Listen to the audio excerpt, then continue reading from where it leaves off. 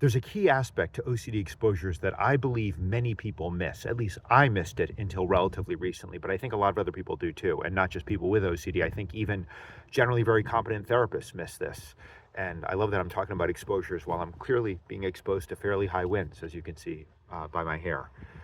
But the key aspect is this: the exposing yourself to the feared stimuli, contamination, or not checking, or whatever your brand of OCD is, that is actually just a means to an end. The ultimate end is to elicit the sensations in your body, the emotions and sensations in your body of profound fear and uncertainty. That is what you want to acclimate to, not the external circumstances. Those external circumstances are just a means to that end. So, for example, if you have contamination OCD, great. A classic exposure is not great, like it's awesome to have, but it is a form that is simple to expose. And of course, the simple exposure is touch something that you perceive as contaminated and don't wash your hands.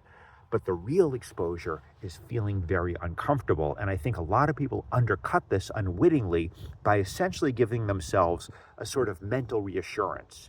If you're doing this exposure, but you're telling yourself, well, I'm probably not going to get sick. I've gotten a lot of sleep and I'm generally in good physical shape. You are undercutting the exposure. If you're telling yourself, well, this clearly isn't really dangerous, otherwise my therapist wouldn't have told me to do it, you're undercutting the exposure. What you want to do is the opposite. What you want to do, my hair is ridiculous right now. What you want to do is ramp it up. Ramp up the discomfort. Tell yourself, wow, I could die from this. Tell yourself, oh, yeah, my therapist told me to do this, but he's probably not that good. Otherwise I would have been cured by now. Do everything you can to not soften the blow of that exposure.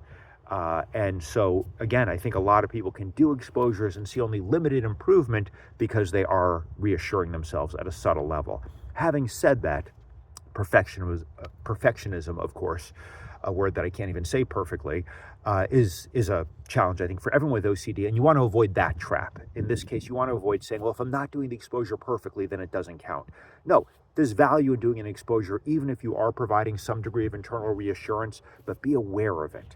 Because the OCD is always going to try to protect you. That's its job. It's going to protect you from these scary sensations. By trying to get you to engage in compulsions, or in this case, by getting you to, reassure yourself. So you have to be ever vigilant with that. And I have to be ever vigilant with my hair. Anyway, I hope this is helpful because, again, this is something that I've only recently fully began to understand, is that you just have to lean into the discomfort, not just the exposure action, but the actual sensations, ramp them up.